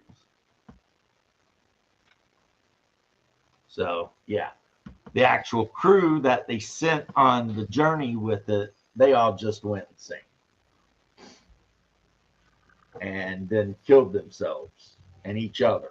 You know, like I said, there was a lot of S&M and grapage and mutilations and body mutilation. You know, like the captain tore his own eyeballs out. Oh. Yeah, I think I'm gonna have to get off here and fix something to eat. I'll Yeah, see me you. too. It's been about 2 hours. Hollywood gobbledygook. You would have been right, technically. Yeah, it's been about 2 hours, so I'm gonna go aggravate my wife. See ya. See you guys.